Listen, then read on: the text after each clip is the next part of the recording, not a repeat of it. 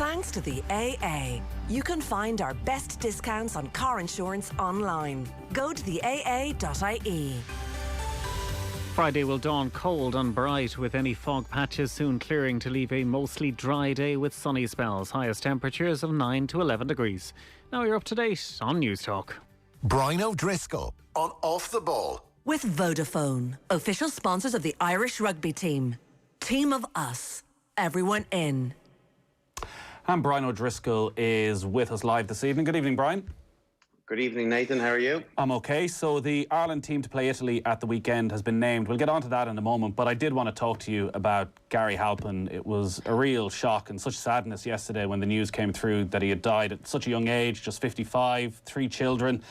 Keith Wood and Mick Galway and Nick Popplewell were on the show last night, and they paid a fitting tribute to Gary Halpin that I think people should really listen back to if they want to get a sense of the man.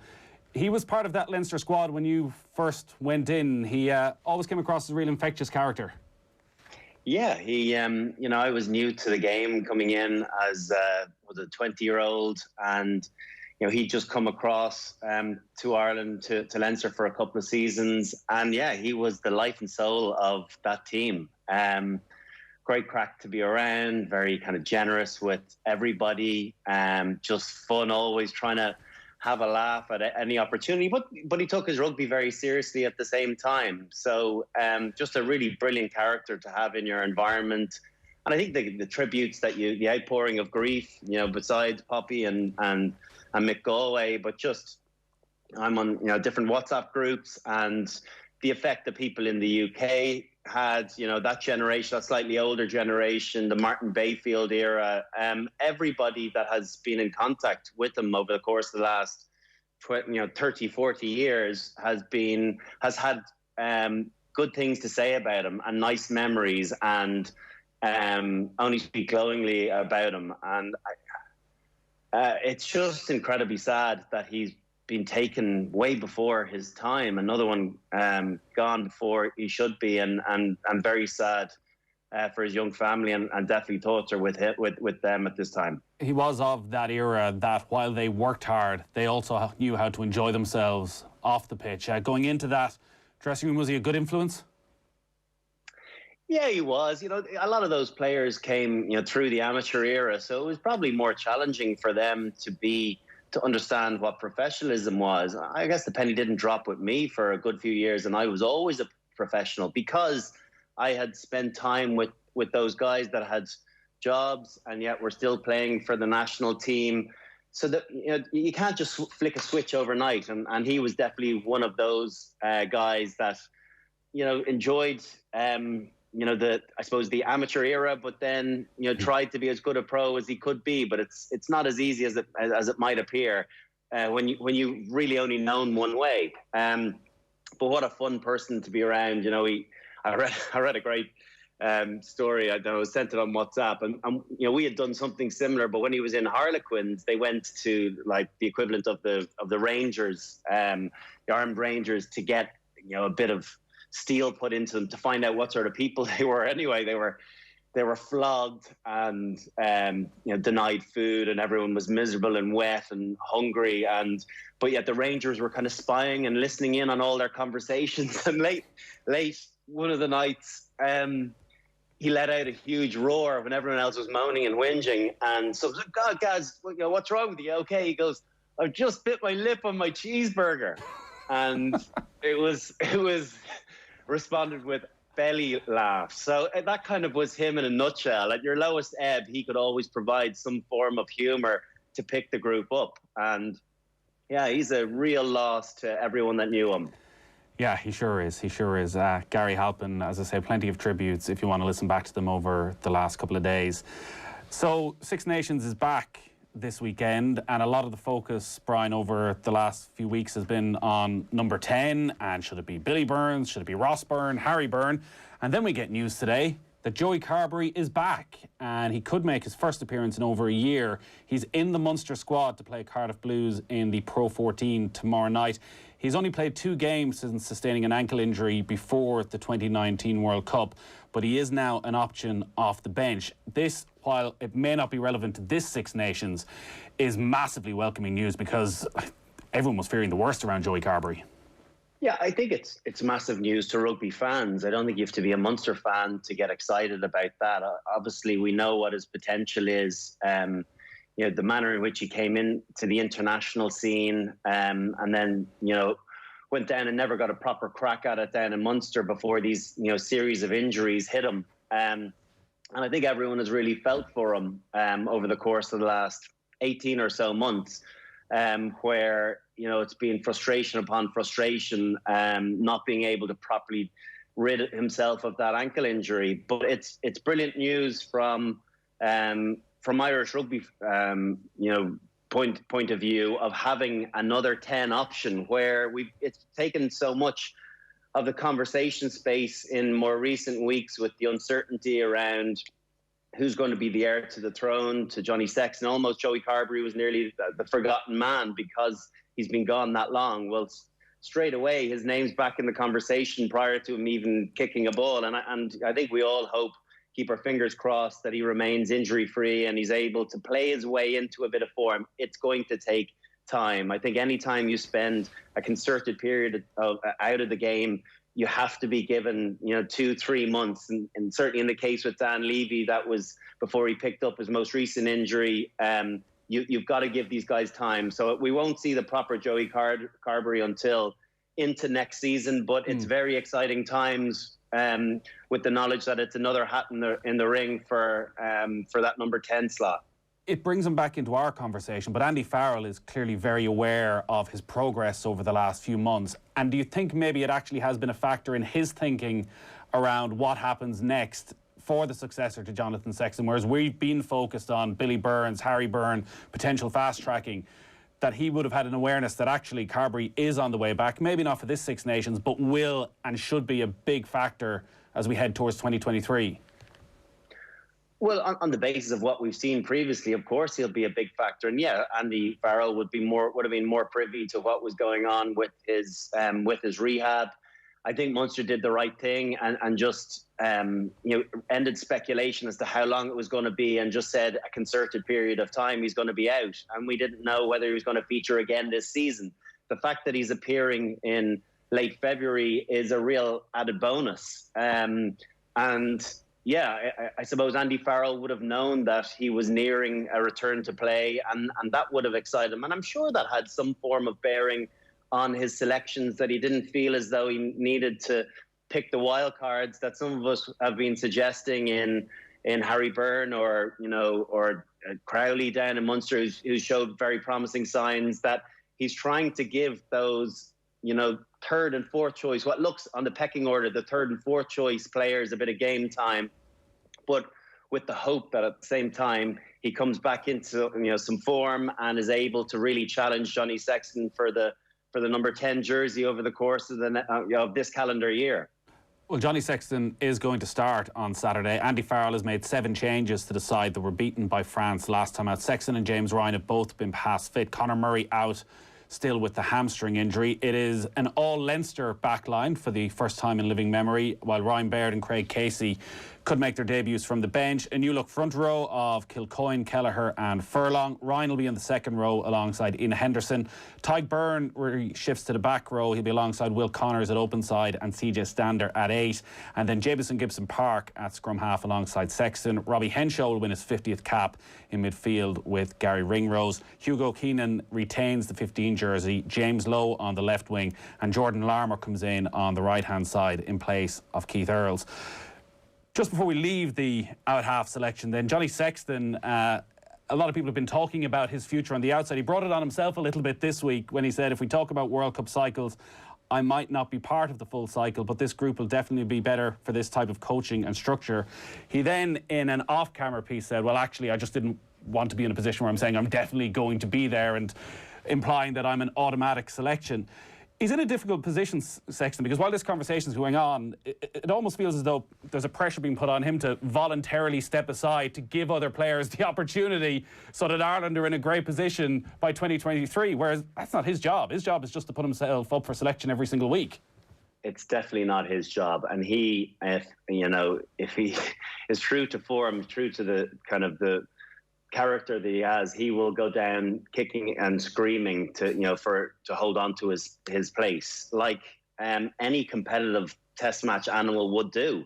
Many of us realise that the reason that we retire is because the game's getting away from us. And from my own perspective, I wanted to get out before I was kicked out. Whereas Johnny Sexton feels as though there's at least a year, maybe 2 more years of quality in him. And I'm a firm believer that he can still absolutely deliver for Ireland in some capacity. Maybe he'll be back up, 10 in a year's time. Who knows? But he definitely, right now, provides a security to this team that others don't. And I think with him in the number 10 jersey, he provides us with a better opportunity of winning. So no, it's not his responsibility to go and put his hand up and say, you know what, Andy, you should blood other players. That's the coach's responsibility. And if he's being selected, I don't know any player that will ever turn down a test jersey. So I guess it's a tricky one because he's captain of the team. He's obviously got a lot of power within the environment. He's the focal point of a lot of the thoughts, I would imagine. So it's a difficult spot for any of the other 10s underneath him coming in while he's still around. So I would imagine over the course of the next couple of years before we get to the World Cup, that what he's suggesting is he won't be involved in all 23, in all the test matches going forward. He can't be, because they've got to give time to other 10s, Joey Carbery if he comes back, or the 2 guys that are in and out, Billy Burns and Ross Byrne. They've got to give them game time. He knows that as much as anyone else. But right now he's being picked against Italy, and that says to me that they need to win this game. And for me, he is best positioned to guide this team in what looks like a must-win game. Italy is always a must-win game, and quite often it's not just victory, it's the manner of the victory. And particularly after Ireland's opening couple of performances and the lack of tries, there's been a big focus on Ireland's attack and maybe a lack of creativity. Andy Dunn was really interesting on Monday night when he's talking about the lack of offloads in Ireland's game, and the stats are pretty startling around that. When you look at the way Ireland are setting up, is it a bit of confidence that's missing? Is it a game plan? What do you put down the lack of creativity and excitement in the Ireland attack at the moment? I think it's those 2 things. I think it's kind of hard to properly understand what they're trying to do shape-wise. I'm still very much on a learning curve on that. I guess what I would hope for a little bit more from Ireland is just showing a little bit more ambition. I watched the French game back again today, and to be honest with you, it felt as though they threw more offloads than the 3 that they were jotted down for them. Now, I don't know what the metrics exactly are, with regard to offloads, because I looked at a 10-minute sequence and I definitely saw 3 offloads in that period of time. They didn't always go to hand, but Ireland are definitely trying to push the pass in certain circumstances. But I think they can do more. I think they can be a bit more ambitious as well, particularly from their launch plays. From scrum, in the best place to launch an attacking scrum is between your own 22 and the opposition 40. That is the best place. And twice against France, we just saw 2 setups and then box kicks out of that territory. Let's show a bit of ambition, a bit of intent, a bit of hunger to try and cut defences apart. And they can do it with good quality passing, good lines of running. You've got players that are capable of causing fractions in the opposition defence. So we've got to try and show that intent, because I think that's what the public is crying out for. And I'm sure as players, they're crying out for it. No one wants to chase kicks all day.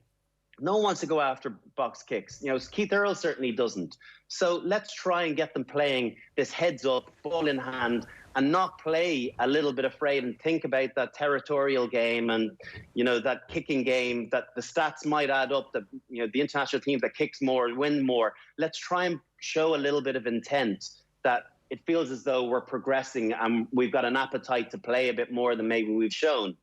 I think the knock-on effect of that is then the offload game. And I saw Andy Dunn talking about, Gary Ringrose. Let's not throw the baby out with the bathwater, with his offload in the Wales game. For me, the issue wasn't that offload. The issue was the Conor Murray slap on to Ian Henderson that then didn't go to hand. You can't compound an error with another error, and that was the problem. I'm all for trying those passes, and some will stick and others won't. But I guess it's a mentality of understanding and seeing the situations and the scenarios when best to throw them. There's a brilliant example in the French game on the Olivon try that when they made good inroads on the Ficou carry, Jalibert got the pass then, and straight away you could see his head kind of twitching into what exactly he was about to do. He identified by the way he shaped his body that he wasn't going to make a line break. But if you see the way he cut back in, Van der Fleer over pushed, Henshaw got stuck on some of the front runners, and so there was a bit of a gap. But straight away, he positioned his body to get into a place to offload. He wasn't looking to make a line break. And I think that's sometimes the error that you get caught into. You get drawn into thinking you can make a line break, but in doing so, you get hit hard, and you're not in a controlled position to make the offload. Whereas he accelerated into the space, got the ball into his right arm away from Henshaw, and straight away arched it around Henshaw's back into Marchand, who did the exact same again. 2 offloads, Dupont's offload, they're in behind, one more phase, and they're in the corner. Like it seemed very simple, but it was just a state of mind of realizing don't overplay your hand sometimes. And I think we're guilty of doing that, particularly in the forwards, in trying to be ball carriers. The best place to offload isn't in the middle of your power output. It's not at the end of it, because you're way more in control of the ball when you're in the middle of that collision zone, rather than right at the end when you're falling and trying to throw the miracle offload. If you can get to a position where maybe you could make another couple of yards, but actually you pull back and you change the point of contact, and then the next person does that again. The cumulative effect of that is it keeps the defence guessing. They can't realign, they can't get organised, and that's where you get mismatches. So I just think it's a little bit of a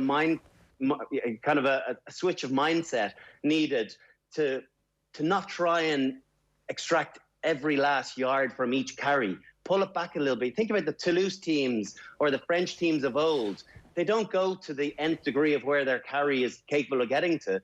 They pass before that shot comes in or before the big collision comes. And I think that is something that you can teach, but it's also something that players should understand from being in that situation multiple times. Does it suggest, though, a fear of losing possession?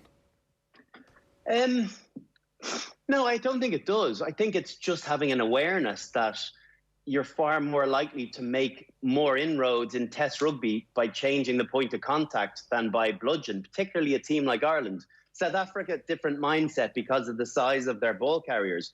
We aren't that type of team and never will be, never have been. So we've got to think our way around it. We have this recurring conversation about the offload game and being realistic. It's the only way we're going to be able to progress and sustain that progression at that next level that we've managed to achieve in the past, under Joe Schmidt, is to evolve our game and push the pass a little bit more, because we come up short against the more physical teams. So we've got to try and change and modify things slightly to make life a little bit easier.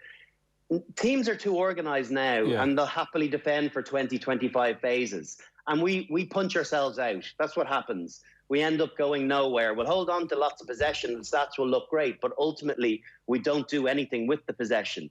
Whereas you need to push the pass a little bit, and some will go to ground. Some won't, be beautiful viewing on a Monday morning video session, but we will get some scores from the ones that do stick. And I think that's the necessity of where this team needs to push themselves. So we'd prefer 5 players to bring the ball forward 3 yards at a time and take the impact and all that goes with that, rather than the quick offload, take the risk and maybe one player gets it 15, 20 yards and the relief that gives everybody else.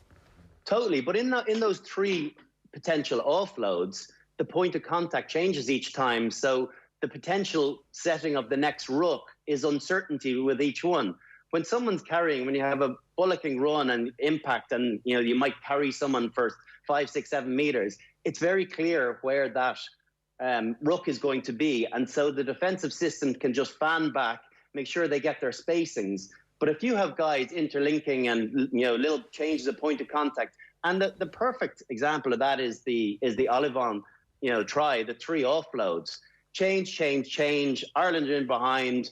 They're disorganised out on the wing. You've got Rhys Ruddock, second last defender, Gibson Park. It was unlucky in that the bounce pass is very hard to read.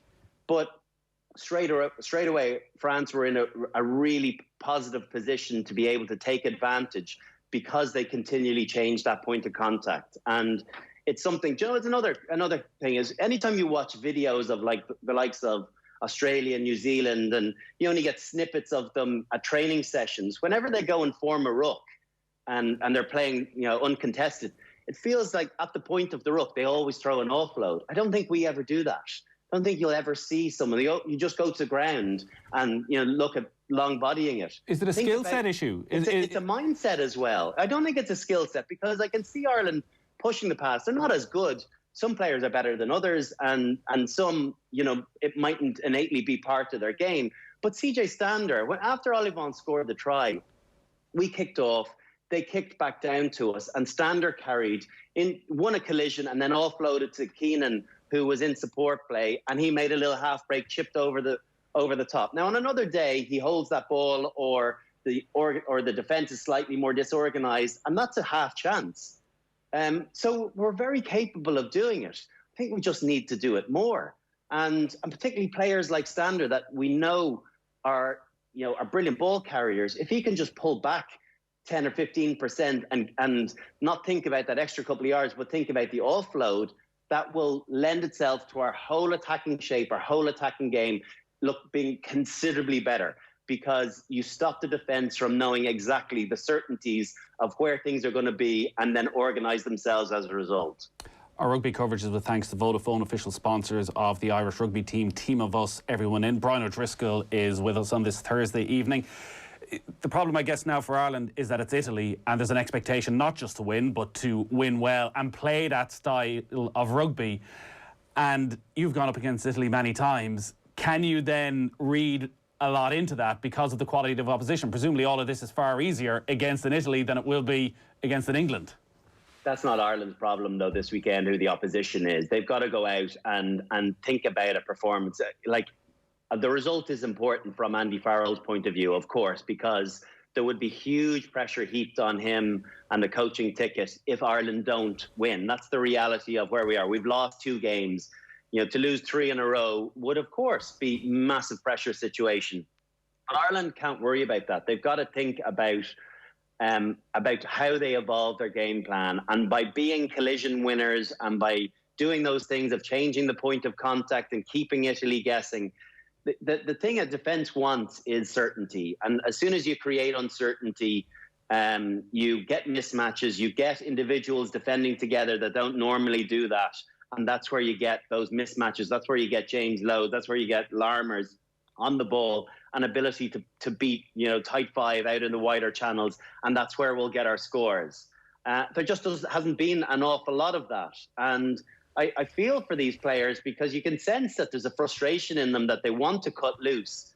Partly the game plan, partly the willingness to constantly kick the game, kick the ball, but also just not having, softening the defence enough because of that lack of point of contact change has made life more difficult for them, having to create their own space. It's interesting you say that you get the sense the players want to cut loose. Listening to Mike Catt on Monday, you get the sense that Mike Catt wants the players to cut loose as well. So there's clearly some sort of a breakdown somewhere.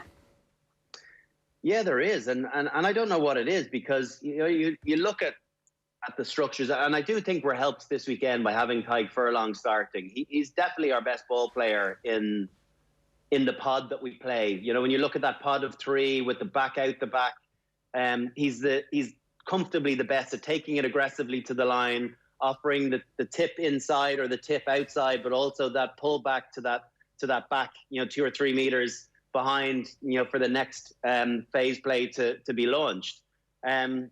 And I think we need more players capable of doing that, because it sits the defence down on the inside, and the knock-on effect is it creates uncertainty to the wider defenders, and that's where you'll have the likes of Gary Ringrose and Larmour exploiting uncertainty and dog legs and breaks in the link in the link chain. So I think you look at, Connors needs to be in there. I think James Ryan has to be in there, carrying with intent, but also carrying with intent and still having the ability to play make as well. And that's where you look at the likes of the All Blacks. That's where they're exceptional, because they're all ball players. You look at Brodie Retallick and Sam Whitelock, their ability to carry to the line and throw those different passes. That's what's distinguished them from the rest of the second rows in the world for a number of years. We have to have the ability to evolve into that type of team that can keep teams guessing with uncertainty as to what we're going to do. Jordan Larmour is into the side. He's in on the wing. Hugo Keenan keeps his place at full back. Is that the future now for Larmour when you've watched Keenan over these first couple of games, that it's as a winger rather than as a full back?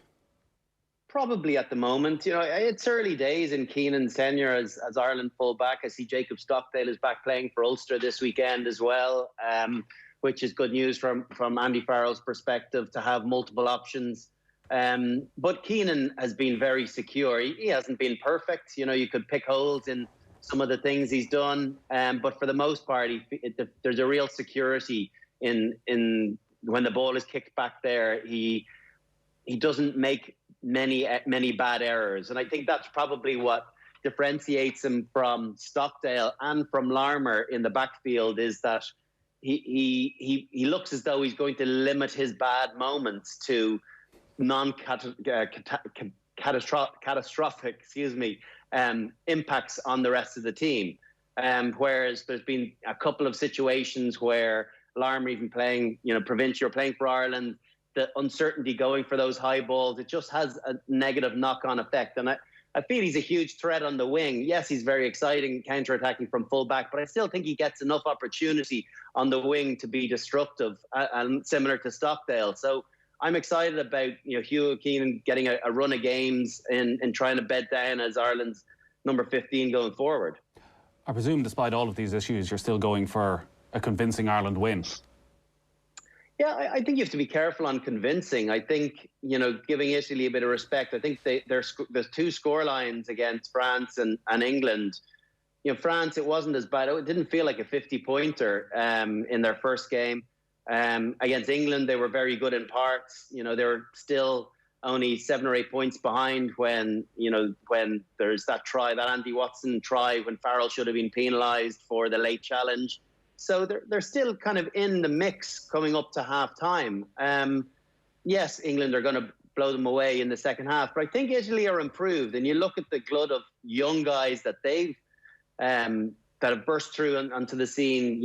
Varney. You look at Garbisi at 10, Ione on the wing coming in. Trula. These guys are all 19, 20, 21. So they definitely have a focus on the next couple of years. There might be a bit of short-term pain now, but these are exciting, young, talented players that will learn with the experience. And maybe there's a lesson to be learned from what they're trying to do. I guess they're in a different position, that they haven't won a Six Nations game for 29 matches. So the expectation isn't there. Slightly different to Ireland.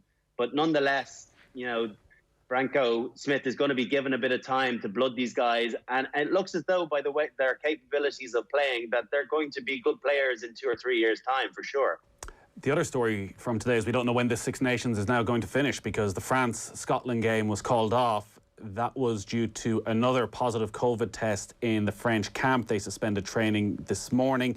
The testing oversight group for the Six Nations met today to review the situation, unanimously recommended that the postponement of that game that was due to take place in Paris on Sunday.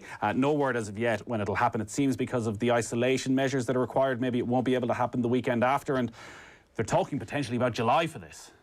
Saw that, yeah. It'd be interesting, the Lions boys flying back from their 2 weeks quarantine in Australia to come back and play a Six Nations game in July. It's the environment that we live in, and it was always a risk, wasn't it, that you wouldn't get these games all played. It's it's so important to the integrity of the competition that we see them all, and from the financial impact as well, to see an outright winner. And there's money for each place thereafter. So it has to be played out. But in an already clustered schedule, it's going to be tricky to find a window, but they'll have to do it because it's the pinnacle competition, Europe or international competition other than the World Cup. And it's the one that keeps an awful lot of the unions afloat. So they will find a place to play this fixture.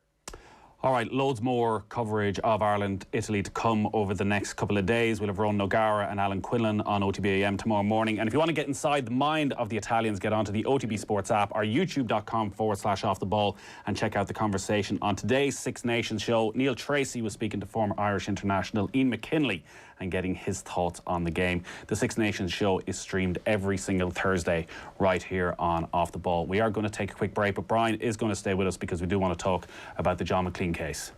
Brian O'Driscoll on Off the Ball. With Vodafone, official sponsors of the Irish rugby team. Team of us. Everyone in.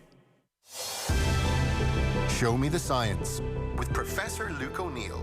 A News Talk original podcast series focusing on different issues, from the serious to the silly, all explained through science. Catch up on the podcast series at newstalk.com or on the Newstalk app. Calling all builders, joiners, plasterers and dryliners. Need advice on the right materials for the job? Consider it done. You need them on site and in your hand. Consider it done. You want access to over 10,000 products from the leading construction brands without having to start up the van. Consider it done. There's another way of doing things. eTag. We talk with you to solve your problem and deliver what you need directly onto site. No second guessing, no seconds wasted. Click etag.ie. The battle for the Premier League is wide open. Don't miss any of the action with the Now TV, Sky Sports and Sports Extra Pass. Now half price for 3 months. But he's pulled it back instead to Pogba! Oh, what a finish that is! From Paul Pogba. Only pay for the games you want. It's your sport on your terms with Now TV. Search Now TV Sports to find out more. 18 plus, content streamed via internet. Standard pricing after 3 months. Further terms apply. Dundeal has the largest range of premium cars in Ireland from all of Ireland's trusted car dealerships. That's why you will find Leinster's Frank Keane BMW on Dundeal. Stop by and connect with Frank Keane BMW on Dundeal today, and they will deal directly and deliver safely to you. Dundeal, for deals to feel great about from all of Ireland's trusted car dealerships. Bargaintown are now delivering our famous range of pocket coil mattresses nationwide. See our brand new website for more details. Bargaintown.ie. If you are aged 80 or over, you'll be offered a free COVID-19 vaccine next. You don't need to register in advance. As soon as your vaccine is available, your GP will let you know. Everyone else will be offered the vaccine when it's their turn. If you have questions about your COVID-19 vaccine, we have answers you can trust on hse.ie. Or you can call HSE Live on 1850 24 1850 from the HSE. Brian O'Driscoll on Off the Ball. With Vodafone, official sponsors of the Irish rugby team. Team of us. Everyone in. You're welcome back. Brian O'Driscoll is still with us because, Brian, we did want to address the shocking story surrounding the former rugby coach, John McClean. If any listener isn't aware of the story, John McClean was a hugely influential figure in Irish rugby across several decades. He was a former head coach of the Irish schools team. He went on to become director of rugby at UCD. And last week, John McClean was sentenced to 8 years in prison after admitting to indecently assaulting 23 students at Terenure College between 1973 and 1990. John McClean left his role as a teacher in Terenure College in 1996, and it emerged during the trial that Father Robert Kelly, who was then provincial of the Carmelite Order, had met with McClean in the summer of 1996 after one boy's father reported abuse by McClean. During that meeting, McClean admitted to the allegation, after which it was made clear he would not be returning to the school. But after he left the school, he went on to take up a coaching role as director of rugby at UCD. Since the case concluded, it has emerged that the Gardaí are investigating complaints by further alleged victims. Brian, John McClean is somebody who was an important figure in your career. You played under him at schools level, at UCD.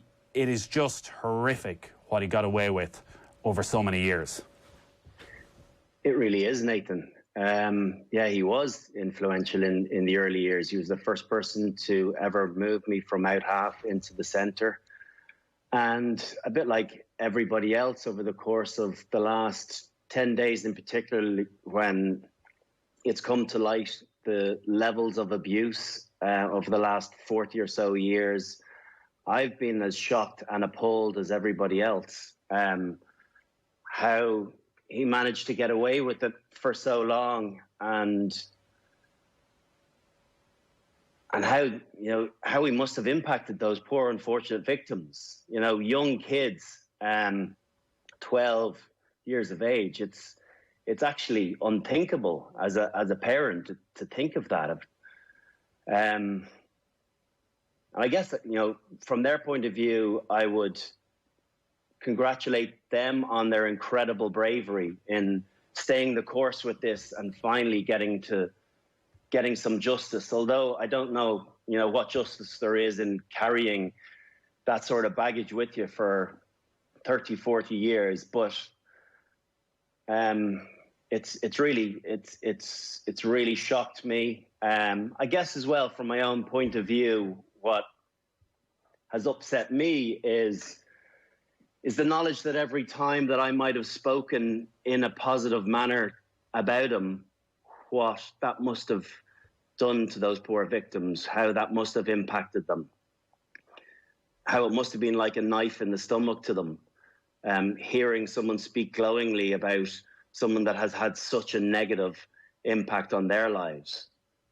So yeah, I've been appalled and disgusted at what I've read.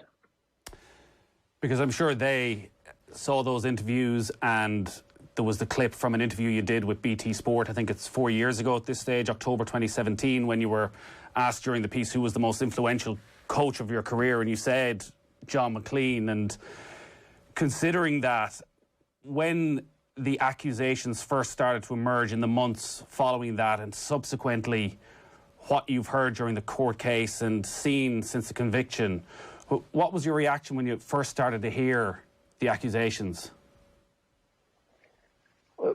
I think shock initially, because over the course, I've probably been known John in some shape or form since Leinster schools in 1997.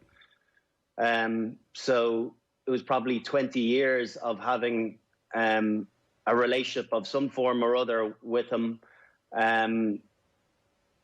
And then these allegations came. It was early 2018, and initially shocked at hearing when they came out, and then when more and more people came to the fore, and then ultimately when he pleaded guilty to all of those crimes in, was it November, December, and the realization of the impact and the depravity of what went on, it's just been a continual level of being appalled and disgusted at hearing the details of it. I'm sure it's something that you've spoken to friends, former teammates, coaches about, and I'm sure the question that comes up all the time is, did you ever suspect anything? Geez, Nathan, if I had ever suspected anything, I would never have spoken in a positive manner, like I did that time in Blackrock College or at any other time. I was completely shocked by this in when it came to light a few years ago, and I know other people say that the dog in the street knew about it. I can honestly say anyone in the rugby circles that I was involved in never knew anything about it. So I went for a walk in the park on Sunday and bumped into some teammates in UCD and through Leinster schools, and we were all discussing it, and everyone was equally shocked by the findings of it. Because the reports, and some of them over the last week, were that this was an open secret in rugby in Dublin. Listen, and perhaps in some factions it was, but certainly in any circle that I was, involved in, there's no way that you wouldn't speak as teenagers about those sorts of rumors. There's no way you would go on summer tours if you had any concerns whatsoever. It was an absolute shock. I had him as a kind of a quiet, reclusive sort of person, but I guess you don't always know the person behind the mask. Mm. You mentioned there meeting him at a relatively young age. How McClean ended up at UCD must be a huge cause for concern. It does fit in with how abusers in this country have got away with it, that despite admitting in 1996 that the allegation was true, rather than action been taken at the time, he was moved along without anything being said. It's quite shocking that he was able to leave Terenure and to continue to work with young people. It's completely unacceptable. It's a disgrace that someone like him could be protected in moving between positions. Have we not learned anything from the past? Things being swept under the carpet, pretending they never happened.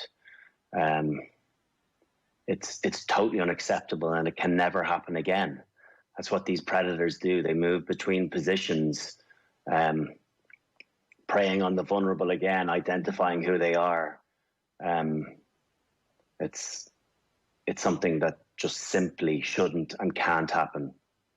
Over the last few weeks, and well, even since the accusations came to light in 2018, you've probably reflected on your interactions with John McClean through the years and his interaction with rugby. Do you think he used his rugby connections and his influence on successful players to almost future-proof himself for when the allegations, if they were eventually surfaced, that he knew by being such an influential figure in rugby that maybe that could offer him some form of protection? Maybe. I suppose, you'll never know with regard to the relationships that he tried to foster. Whether he was, building a bridge between, the victims and the allegations that were inevitable to come out, that, he was a person of substance in rugby circles, and it was going to be more difficult to challenge someone that was held in high esteem or was respected, perhaps.